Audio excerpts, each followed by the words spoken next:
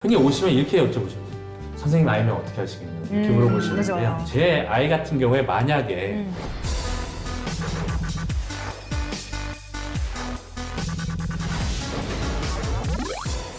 낭만닥터는 김사부, 신경외과 의학 전문은 신사부, 의사 출신 기자 동아일 이진한 의학 전문기자입니다.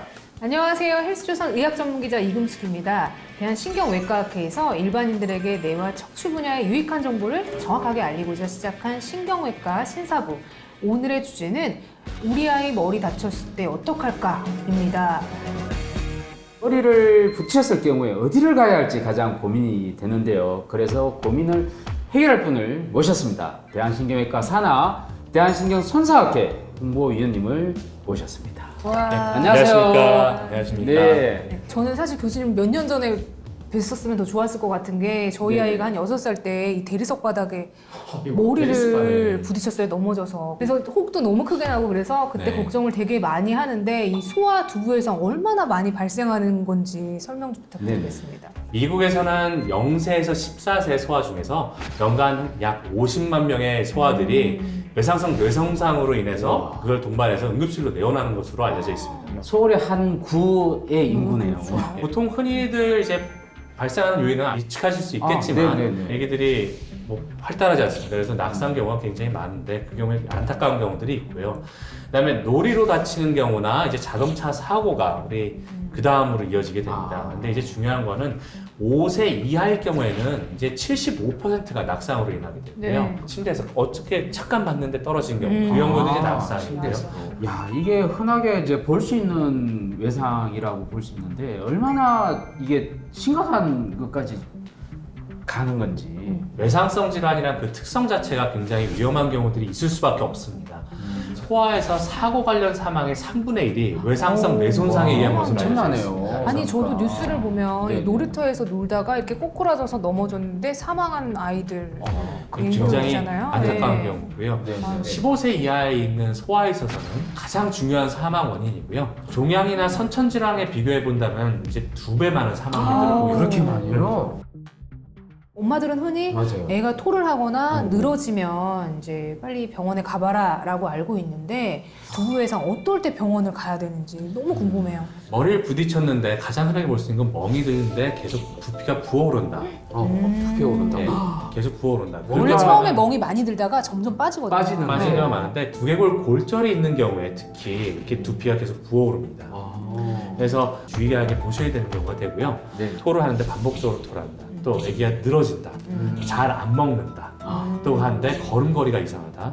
그리고 또 특이할 만한 놓칠 수가 있는데 빛이나 소리에 굉장히 민감해한다.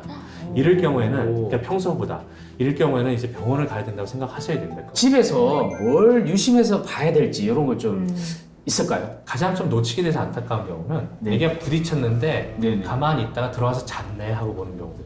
자니까 그러니까 다행이다. 보통 자는 시간이 아닌데도 이게 그냥 늘어져서 있는데 그냥 자버렸네 하는 경우는 굉장히 그게 안타까워요. 늘어져 있는 상황. 너무 울어서 피곤해서 잤나 뭐 이렇게 해서 그러니까 뭐 그럴 수가 있겠죠. 그렇죠. 그러니까 네. 애기들이 반응이 어떤지를 엄마 아빠가 제일 잘 아세요. 근데 잘 아시는데 조금 평소랑 다르게 이상하면은 일단 진료를 맞아요. 받아야 될 것 같아요. 네, 그게 좋습니다.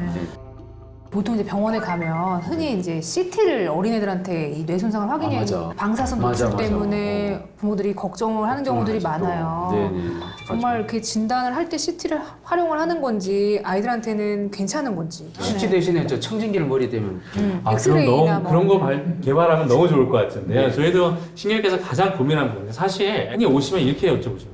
선생님 아이면 어떻게 하시겠냐고 이렇게 물어보시는데요. 맞아요. 제 아이 같은 경우에 만약에 두피가 계속 부어오르고 애기가 토한다.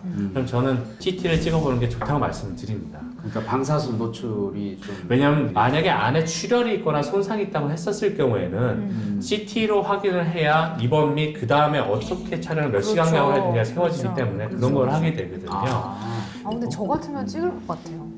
그래도 근데 확실히 요즘 같은 알고 CT 같은 넘어가는 경우 게 예전에 비해서 방사선량이 줄었어요. 줄기도 센게 아니지 않습니까? 네, 걱정을 그렇죠? 안고 살아가는 네, 것보다는 MRI 같은 경우에는 이제 골절이나 출혈의 그런 정도가 좀 CT에서보다 약간 과장되거나 오히려 안 보이는 경우도 안 보일 수 있다. 어. 그러니까 외상하면 CT를 말씀드리는 게 네. 골절과 출혈을 보는데 CT가 좀 더 잘 보이거든요. 오, 네, 그래서 CT를 네, 찍는구나. 그래서 CT를 말씀드리고 또 MRI 찍게 된 경우에는 보통 보면 10분 이상이 가는 경우가 많아서 꼭 재워야 되는 경우가 생기기 때문에 맞아요. 어쩔 수 없이 CT를 말씀드리게 됩니다. 그래서 진료를 받아보시게 되면 저희들이 이제 하는 것 중에 가장 대부분 일들은 약물 치료하면서 경과 관찰하는 게 주요 치료긴 한데요.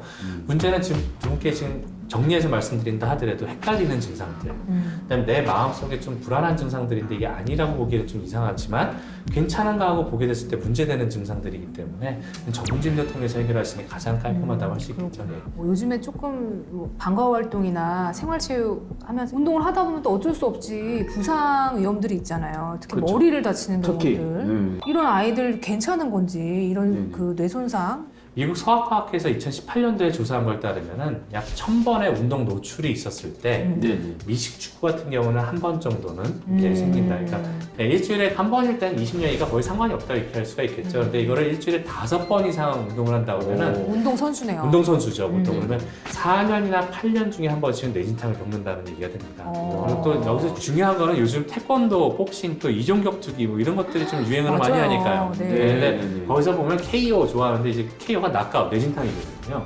네.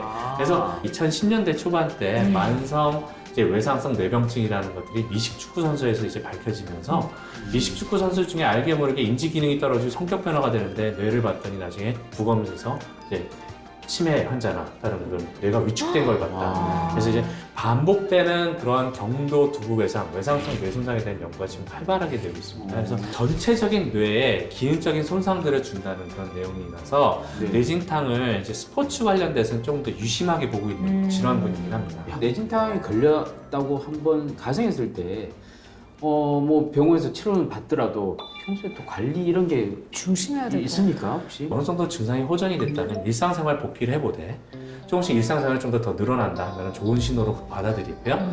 운동을 다시 시작하기 전에 반드시 전문의 진료를 받아봐라. 이제 그런 기준이 됩니다. 종합해서 말씀을 드리자면 네네. 소아 두부 외상은 생각보다 많이 발생하고 있는 질환입니다. 괜찮겠지 하시기보다는 주의를 좀 기울이시는 게 좋고 너무 불안해 하시기보다는 이제 신경외과 전문 진료를 통해서 계획을 세우시면 안심하고 우리 아이 두부 외상을 이제 걱정을 이제 해결하실 수 있다. 이렇게 요약할 수 네. 있겠습니다.